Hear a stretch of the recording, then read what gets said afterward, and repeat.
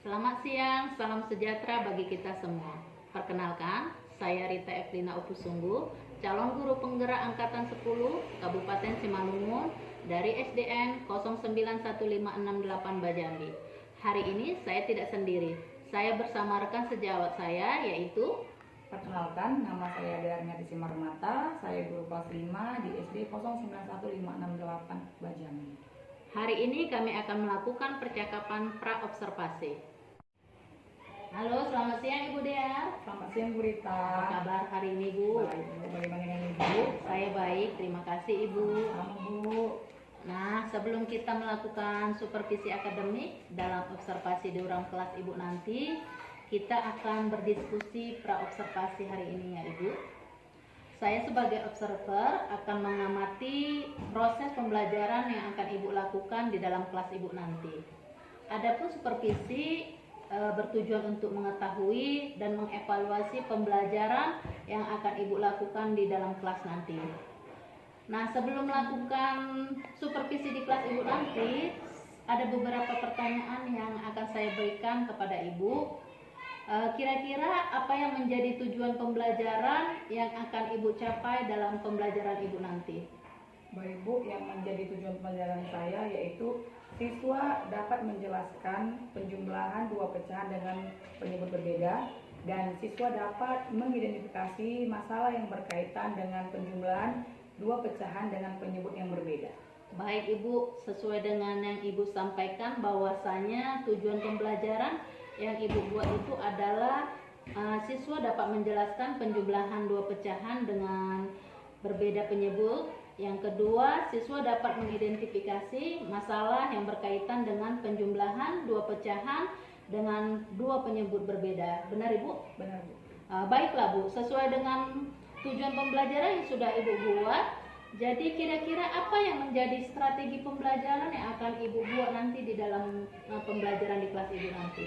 Oke Bu, yang menjadi strategi pembelajaran yaitu dengan menggunakan model PBL, dengan menggunakan metode diskusi, penugasan, dan tanya jawab, dengan menciptakan suasana kelas yang menarik dan berpusat kepada murid.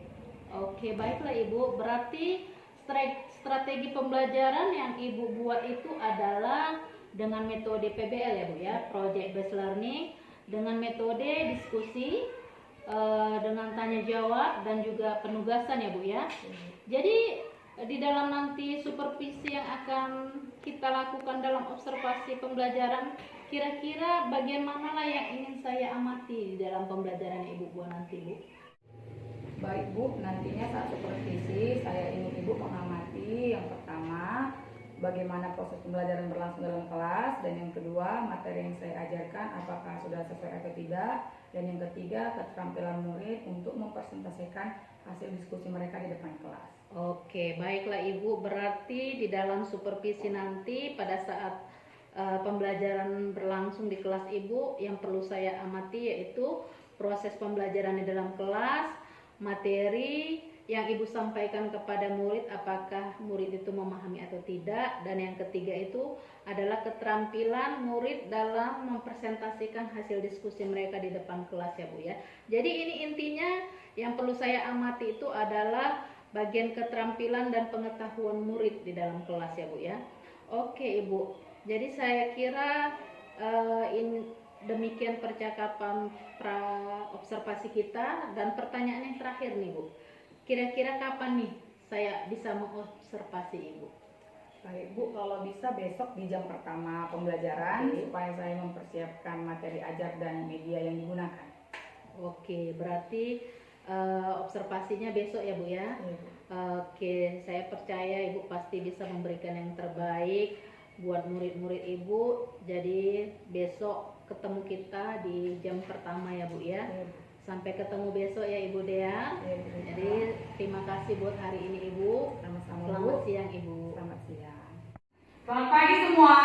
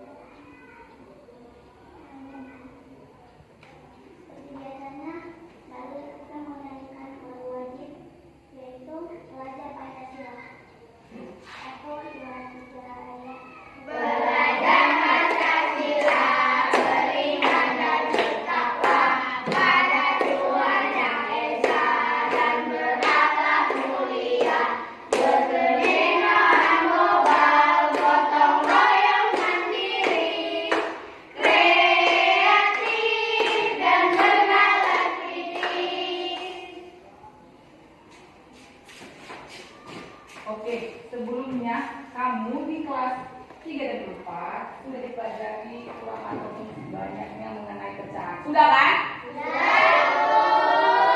Sudah pernah belajar pecahan kan?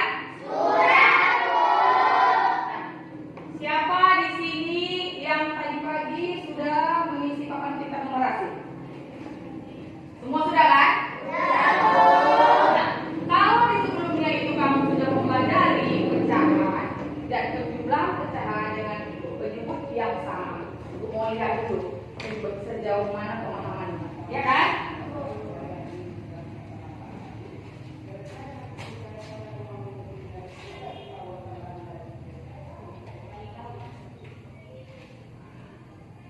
Untuk si Adit, benar ya Adit?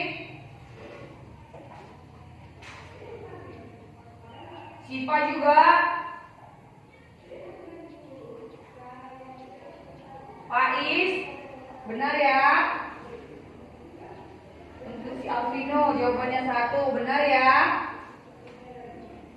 Anton, benar. Untuk si Rian, 8/8, benar ya Rian? Untuk si Sila, benar Sila. Untuk Esther juga, benar ya Esther? Untuk si Putri, benar ya Putri? Dan yang terakhir untuk si Amanda.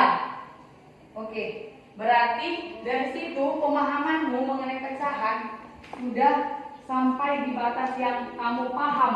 Apakah itu penjumlahan pecahan dengan penyebut yang sama. Nah, di kelas 5 ini kita belajar pecahan kembali, tetapi dia operasi bilangan pecahan. Yaitu hari ini kita belajar pecahan yang mana pecahannya penjumlahan dua pecahan dengan penyebut yang berbeda. Dengan penyebut yang berbeda. Penyebutnya berbeda kalau sebelumnya kamu sudah pernah menjumlahkan pecahan dengan penyebut yang sama. Nah, hari ini kita belajar itu dengan tujuan pembelajaran ini kamu dapat menjelaskan penjumlahan dua pecahan dengan penyebut yang berbeda dan kamu dapat mengidentifikasikan masalah yang berkaitan dengan pecahan yang berbeda dengan penyebutnya. Bisa kelas 5? Bisa. Sebelumnya di sini Ibu akan memberikan contoh. Kalau bentuk-bentuk pecahan sebelumnya sudah kalian pelajari, ya kan? Ada pecahan biasa, ada pecahan campuran. Nah, di sini kita langsung ke operasi bilangan pecahannya, yaitu penjumlahan dua pecahan dengan penyebut yang berbeda. Coba Ibu kasih contohnya ya.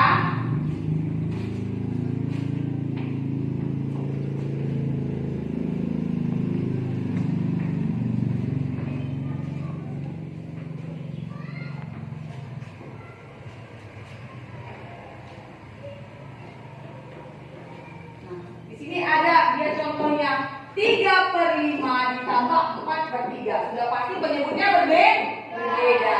Kalau sebelumnya penyelesaiannya seperti biasa, kalian tinggal menjumlahkan ya kan? Mana pembilangnya dengan penyebutnya tetap. Kalau dia beda penyebut, kita harus menyamakan terlebih dahulu. Bagaimana cara menyamakannya, Bu? Menggunakan KPK. Sudah pernah belajar KPK kan? Kelipatan kedua terkecil. Itu diambil dari mana, Bu? Dari perkalian. Dari perkalian 5 dan 3, mana dia jawabannya ataupun dia bilangannya yang sama. Itu adalah KPK-nya. 5 dengan 3, sudah pastilah dia berapa? Iya, 15. Ya kan? Kita tuliskan di sini. 15, kemudian 15 dibagi dengan 5 berapa, Nakku?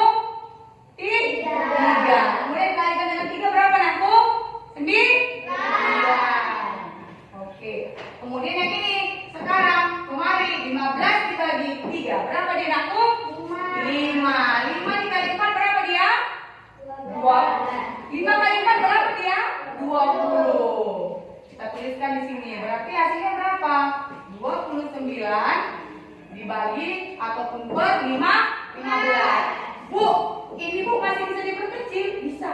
Dengan sama-sama dibagi. Tapi kalau 29 dengan 15 itu bisa dibagikan? Tidak ya kan? Jadi kita bikin ini kemarin bisa berapa dan dibagi berapa.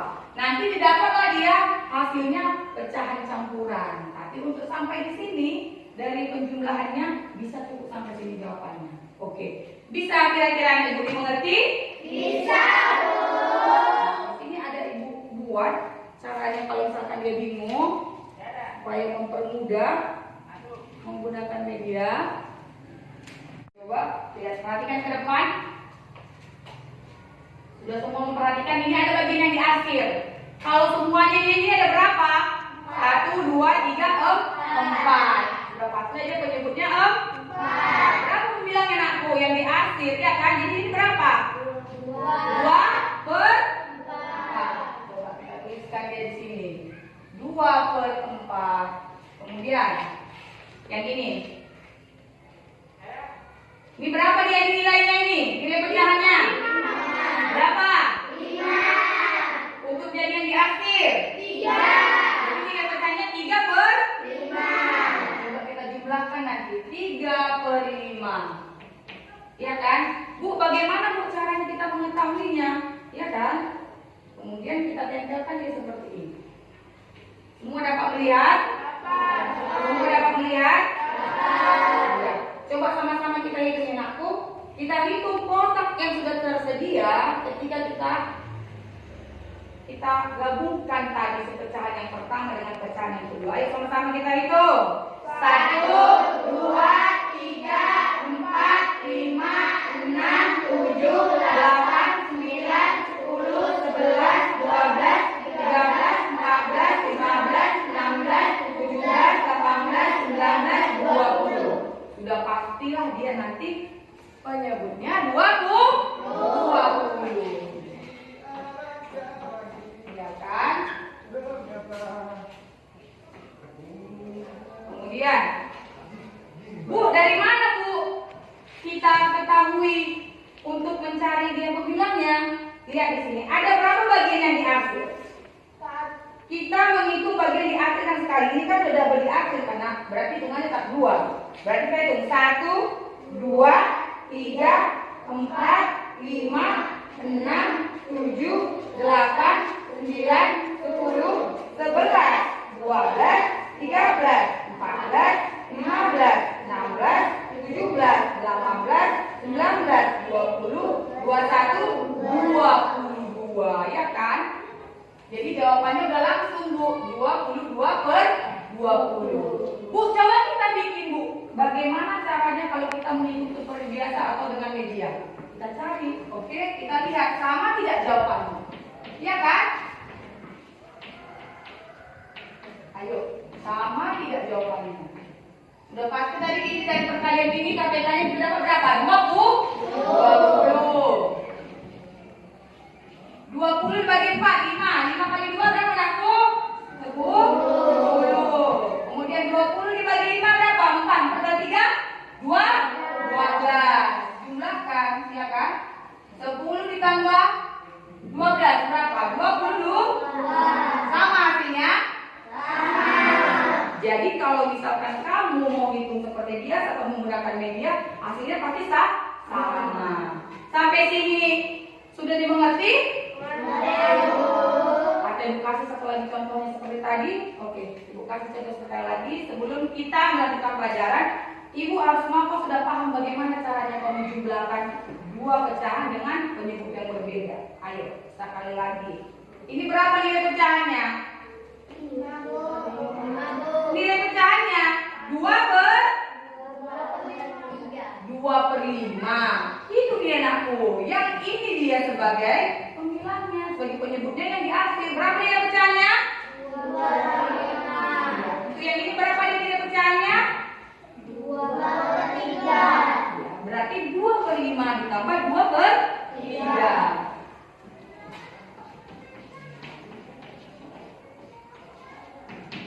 Oke, tinggal diapakan, tinggal kita listrikkan dia, ya kan?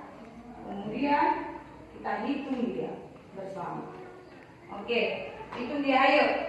Berapa semua yang didapat? 1, 2, 3, 4, 5, 6, 7, 8, 9, 10, 11, 12, 13, 14, 15. 15 tadi sebagai penyebutnya. Oke, untuk yang keseluruhan, ayo. Untuk yang di akhir 2 kali, berarti dihitung 2. 1, 2, 3, 4, 5, 6, 7, 8, 9, 10, 11, 12, 13, 14, 15, 16, Tinggal kita tulis dia 16. Nah, jadi ini hasilnya. Iya kan? Dapat dipahami semua? Sudah mengerti semua? Baik, di sini ada Ibu persiapkan soal supaya kita mengetahui sejauh mana pemahaman setelah tadi Ibu berikan penjelasan. Jadi Ibu mau kamu duduk masing-masing di teman kelompokmu yang sudah Ibu bagikan. Ayo, bentuk kelompoknya.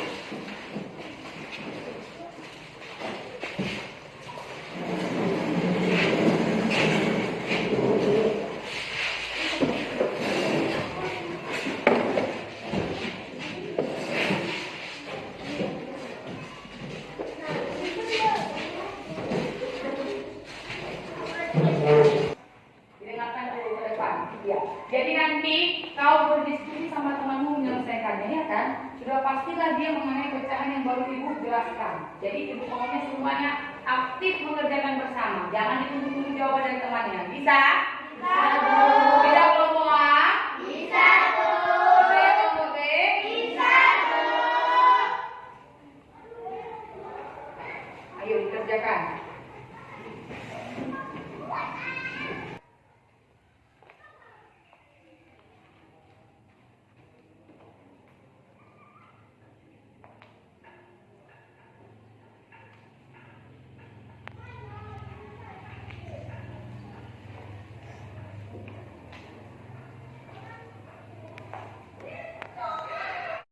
Udah selesai semua? Sudah, Bu.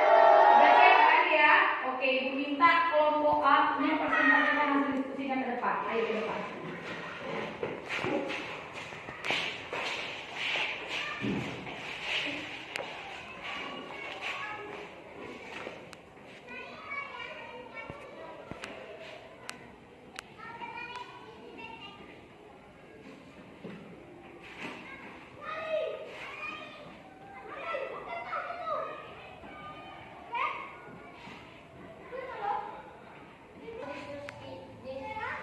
Inilah tulis kami teman-teman. 4 per 5 tambah 3 per 4 sama dengan 6. 12 per 20 tambah 15 per 20 sama dengan 31 per 20. Oke, semua juga temannya yang dia melihat, perhatikan ke depan. Untuk jawaban dari temanmu adalah 31 per 20. Sama-sama kita periksa, benar tidak? Iya kan? Sudah pasti dia KPK dari 5 dengan 4 adalah 20. 20 dibagikan dengan 5, berapa hasilnya? 4. 4 kali 4, 16. 20 dibagikan dengan 4, hasilnya 5. 5 kali 3, 15. Disimpulkan. Benar ya? Benar ya? Ayo aku bertanya, kelompok B apakah jawabannya seperti ini? Bu, sudah saya hasilnya saya ingin bertanya. Bu, apakah jawabannya cukup sampai di situ saja atau dikasih lagi? Ya, Ibu rasa pembelajaran hari ini cukup dan kamu sudah sangat mengerti. Jadi kesimpulannya dari pelajaran kita hari ini yaitu kau menjumlahkan dua pecahan dengan penyebut berbeda terlebih dahulu diapakan? Sudah pasti disamakan. Yang berbeda tadi disamakan dengan cara dicari KPK-nya. Ya kan aku, inti dari mencari KPK apa? Perkalian. Jadi kelas 5 sudah sepantasnya kamu memahami dan paham serta hafal yang namanya perkalian. Jadi ini nanti kita lanjut pelajaran di berikutnya. Ibu mau kamu sudah lebih mengerti dan bagus lagi. Bisa ya kelas 5? Bisa, Bu. Karena pelajaran kita sudah selesai. Jadi Ibu mau nanti ini selesai dari sini. Mari kita tutup dengan doa. Ayo Adi. Kita tutup dengan doa. Mari kita stretching dulu. Proyek penguatan profil pelajar Pancasila. Sebelum kita pulang, maka baiknya kita berdoa dulu. Doa dimulai.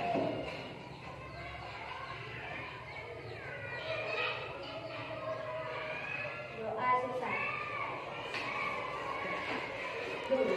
Oke baik anak-anak, karena pelajaran hari ini sudah selesai, mari kita pulang. Selamat siang anak-anak. Selamat siang, Bu. Selamat siang Ibu Dea. kabarnya hari ini Bu? Saya baik, terima kasih Bu. Oke, baiklah Ibu. Kita kan sudah selesai melaksanakan observasi pembelajaran di kelas Ibu yang kemarin.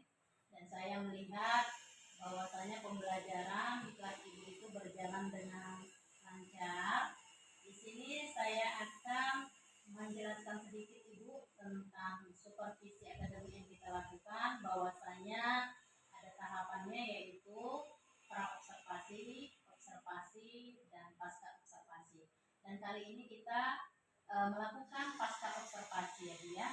Jadi di sini saya mau menanyakan kepada Ibu Dea, bagaimana nih perasaan Ibu sewaktu kita melakukan observasi semalam?